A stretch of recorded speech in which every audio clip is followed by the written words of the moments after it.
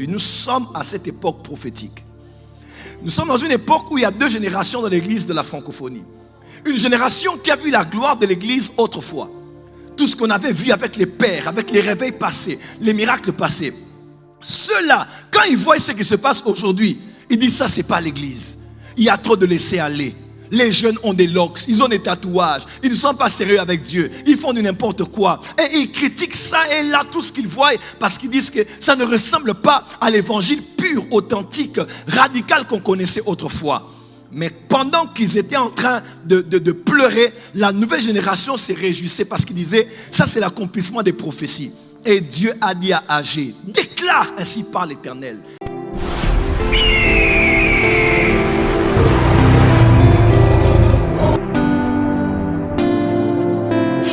Je ne sais pas par quel moyen, par une lumière, par une instruction divine, mais Adam et Ève certainement pratiquaient cela et ils ont dit à leurs enfants d'en faire autant. Et alors que Caïn était un cultivateur, amen, et Abel était un éleveur, n'est-ce pas? C'est de là même que vient l'agro-pastoral, n'est-ce pas? Parce que Abel était pasteur et Caïn était dans l'agriculture. Et les deux constituaient ce qu'on appelle l'agro-pastoral. Et c'est ce qu'ils faisaient. Et l'autel était comme tout au long de cette saison-là, en passant aussi par Abraham, par Isaac, par Jacob, comme étant le lieu de rencontre entre Dieu et l'homme. Il voulait garder le contact avec l'homme, mais puisque l'homme avait péché, il ne pouvait plus communier avec Dieu comme le faisait Adam avant la chute. Dieu a trouvé donc un moyen, il fallait l'autel. Et après la saison de l'autel, c'est là où nous sommes maintenant. Dieu avait décidé que l'autel puisse exister, mais que l'autel se retrouve dans un lieu qui sera constitué aussi de plusieurs autres choses. Et après le tabernacle de Moïse, vous allez même voir à l'époque où David a construit aussi son tabernacle, qu'on appelle le tabernacle de David, le tabernacle de Moïse existait encore. Vous allez lire ça dans Samuel, même dans Chronique, on dit très bien que la tente de Moïse était à Gabaon. Donc il y avait dans la même saison un tabernacle qu'on appelait tabernacle de David à Sion, et il y avait à Gabaon le tabernacle de Moïse. Les deux cohabitaient dans la même saison. Seulement, le tabernacle de David était celui qui était dans la saison. Et le tabernacle de Moïse était déjà obsolète. Pourquoi? Parce que l'arche de l'alliance qu'il y avait dans la tente de Moïse n'était plus à l'intérieur. Cette arche avait transité et David l'avait pris. Après l'avoir récupéré dans la maison de Obed-Edom, David a pris cette arche. Donc le tabernacle n'avait plus d'arche de l'alliance. Cette arche était maintenant dans le tabernacle de David à Sion. Il n'y avait même pas tous ces genres de culte. Il n'y avait que l'arche que l'on rencontrait directement sans protocole. Que Dieu restaure le tabernacle de David. Ça, c'est une autre histoire. Et après l'ère des tabernacles passés, David décide de pouvoir construire à Dieu quoi? Un temple. Quelque chose de beaucoup plus solide, durable, en matériaux durables. Dieu dit par le prophète, tes mains sont souillées, tu ne le feras pas. Et Dieu suscite qui? Salomon, qui allait le faire. Après que David eut préparé tout ce qu'il fallait pour la construction de ce temple beaucoup plus durable. Et l'arche qui était dans le tabernacle de David a été finalement emmené avec beaucoup plus de gloire dans un temple beaucoup plus durable, glorieux matériellement que le tabernacle de Moïse et même celui de David. Et vous le savez, il n'y a pas eu un temple en Israël. Il y a eu plus d'un temple en Israël. Le temple de Salomon a été détruit, n'est-ce pas? Avec l'exil qu'on a connu à Babylone, lorsque les Babyloniens sont venus au royaume du sud, après le schisme. Il y a eu schisme, le royaume du nord, le royaume du sud. C'est au sud qu'on appelait Juda. Et Juda avait pour capitale Jérusalem. Et c'est là que se trouvait le temple de Salomon. Lorsque les Babyloniens sont entrés et ont détruit le temple de Jérusalem, le temple a été détruit. Et c'est 70 ans après, selon la prophétie de Jérémie, qu'ils sont revenus encore. C'est là que vous voyez l'histoire de Néhémie qui est venu rebâtir les murailles. Il y a eu les Esdras qui ont restauré la loi, la place de la loi et du culte et des prêtres. C'est là que quand ils posaient les fondations même de cette maison-là, la nouvelle maison à l'époque de Agé, la génération nouvelle était en train de crier parce qu'ils avaient la joie de voir le nouveau temple. Mais les anciens qui avaient vu la gloire du temple de Salomon pleuraient. Il y avait tellement de bruit qu'on ne maîtrisait pas. Qu'est-ce qui se passait là-bas? La nouvelle génération était dans la joie parce qu'ils voyaient un temple émerger du sol. Mais ceux qui avaient vu la gloire du temple de Salomon, un temple extrêmement luxueux, ils ont pleuré, ils ont dit, c'est pas ça. C'était pas comme ça. À notre époque, c'était plus glorieux. Mais regarde ce qui se passe aujourd'hui. Nous sommes à cette époque prophétique. Nous sommes dans une époque où il y a deux générations dans l'église de la francophonie. Une génération qui a vu la gloire de l'église autrefois. Tout ce qu'on avait vu avec les pères, avec les réveils passés, les miracles passés.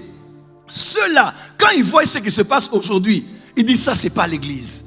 Il y a trop de laisser aller. Les jeunes ont des locks, ils ont des tatouages, ils ne sont pas sérieux avec Dieu, ils font du n'importe quoi. Et ils critiquent ça et là, tout ce qu'ils voient, parce qu'ils disent que ça ne ressemble pas à l'évangile pur, authentique, radical qu'on connaissait autrefois. Mais pendant qu'ils étaient en train de pleurer, la nouvelle génération se réjouissait parce qu'ils disaient, ça c'est l'accomplissement des prophéties. Et Dieu a dit à Agé, déclare ainsi par l'Éternel, la gloire de cette dernière maison. Avance. Aïe, aïe, aïe, aïe, aïe, aïe. Elle n'est pas luxueuse comme celle de Salomon. Elle n'est pas belle comme celle de Salomon. Elle n'est pas grande comme celle de Salomon. Mais dans cette gloire-là, je vais ébranler cieux et terre. J'amènerai les richesses des nations dans ma maison et la gloire de cette dernière maison. Cette seconde maison sera plus grande que celle de la première. Amen.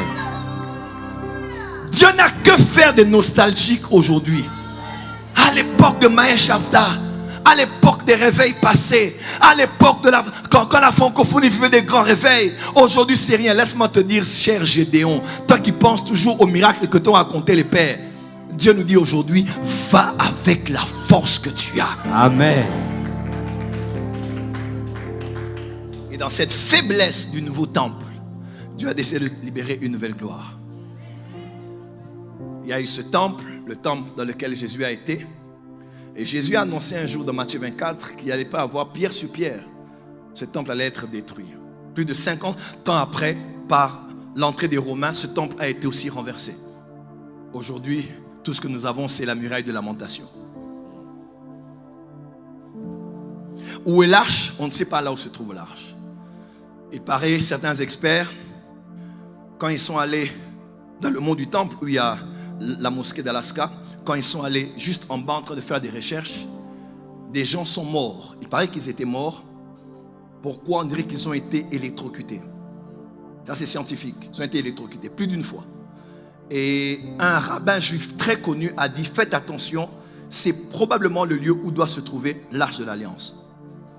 Pourquoi? Parce que scientifiquement il est prouvé que la manière dont l'arche était conçue, elle était conçue pour être capable de supporter l'électricité. C'est une autre histoire. Dis amen bien. Amen. Et de toutes les fois que l'Esprit du Seigneur a tenté de créer comme ça un point de contact entre Dieu et l'homme, en partant par l'autel, le tabernacle de Moïse, de David, les temples qui ont été détruits les uns après les autres, Dieu avait une pensée supérieure, une pensée plus excellente. Dieu a dit, je n'habiterai plus dans des maisons construites par les hommes. Et Dieu a décidé finalement que la rencontre avec l'homme ne se fasse plus à Aulnay-sous-Bois. Que la rencontre avec l'homme ne se fasse plus sur une montagne. Que la rencontre avec l'homme ne se fasse plus en Samarie. Yes. Quand il était dans les jours de sa chair, il a parlé à la femme. Il a dit à la femme, les temps sont en train d'arriver où ce ne sera plus sur cette montagne ou en Samarie. Amen. Que les gens vont chercher Dieu, vont aller devant l'autel. Pourquoi? Parce que les vrais adorateurs, comment, adoreront le Père en esprit et en vérité. Jean 4 verset 24, car Dieu est esprit et il faut que ceux qui le adorent l'esprit et en vérité. Yes. Amen. Et Dieu a décidé aujourd'hui que l'autel et le tabernacle soient la personne qui entend le son de ma voix ce soir. Amen. Ne savez-vous pas que vous êtes le temple du Saint-Esprit? Ne savez pas que vous êtes aujourd'hui la maison de Dieu? Frère, tu peux être aux toilettes, excuse-moi de le dire, ou sous la douche, ou en train de marcher, ou en train de t'habiller. Tu n'as pas besoin de venir forcément ici. Même là où tu es à la maison, notre Père, le contact est établi. Yes. Parce que toi-même, tu es l'autel. Et le Saint-Esprit est tellement merveilleux qu'il a chamboulé toutes choses. Il fallait un prêtre ici. Il fallait un sacrifice ici. Il fallait un Dieu qui descendait ici. Il fallait beaucoup de choses pour le rituel. Paul a dit, maintenant vous allez changer. Vous n'irez pas chercher une offrande pour le sacrifice. Il dit, je vous en prie par les compassions de Christ, offrez vos corps vous-même comme des sacrifices vivants. À vrai dire, dans cette dispensation, nous sommes nous-mêmes les sacrificateurs, nous sommes nous-mêmes le sacrifice. Amen. Et nous sommes nous-mêmes l'autel. Amen. Est-ce que je parle à quelqu'un qui est ici? Dis à ton voisin, je suis le sacrificateur. Je suis le sacrificateur qui offre moi-même en sacrifice. Qui offre moi-même en sacrifice sur l'autel de mon cœur. Sur l'autel de mon cœur. Sur l'autel de ma vie. Sur l'autel de ma vie. Oh, dis amen très fort là où tu es. Amen. Aujourd'hui, Dieu habite en toi. Dieu réside en toi. Avance, prophète. Laisse-moi te dire, Dieu est à la maison même si tu ne viens pas ici. Amen. Quelqu'un me comprend?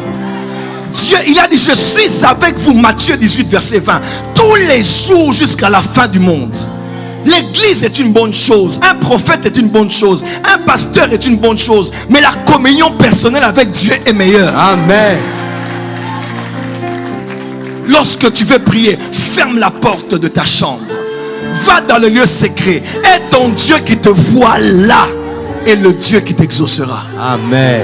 Dis à ton voisin, je suis le sacrificateur. Je suis le sacrificateur. Je suis le sacrifice. Je suis le sacrifice. Je suis l'autel. Je suis l'autel.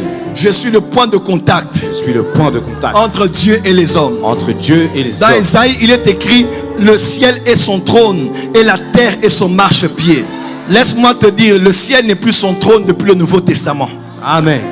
Le trône de Dieu officiellement est devenu ton cœur à toi. Amen. Yes. Il n'est plus seulement un Dieu qu'on parle en regardant comme ça, mais il est Dieu qui est aussi en nous. Il peut t'écouter, il peut te parler. Dis amen très fort. Amen. Dis à ton voisin, voisine, je suis la maison de Dieu. Je suis la maison de Dieu. Le temple de Dieu. Temple de Dieu. Le temple de l'esprit. Le temple de l'esprit. La maison même de Dieu. La maison même de Dieu. Dieu habite en moi. Dieu habite en moi. Celui qui est en moi. Celui qui est en moi. Est plus fort. Est plus fort que celui qui est dans ce monde. Qui est dans ce monde. Ma maison. Mon corps. Est le temple du Saint-Esprit. Le temple du Saint-Esprit. Il habite en moi. Il habite en moi. Il n'habite pas dans un temple. Il n'habite pas dans un temple. Il n'habite pas dans un bâtiment. Il n'habite pas dans un bâtiment. Il n'habite pas dans un local. Il n'habite pas dans un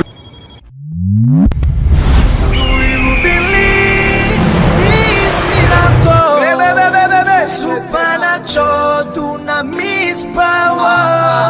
Are you hearing me?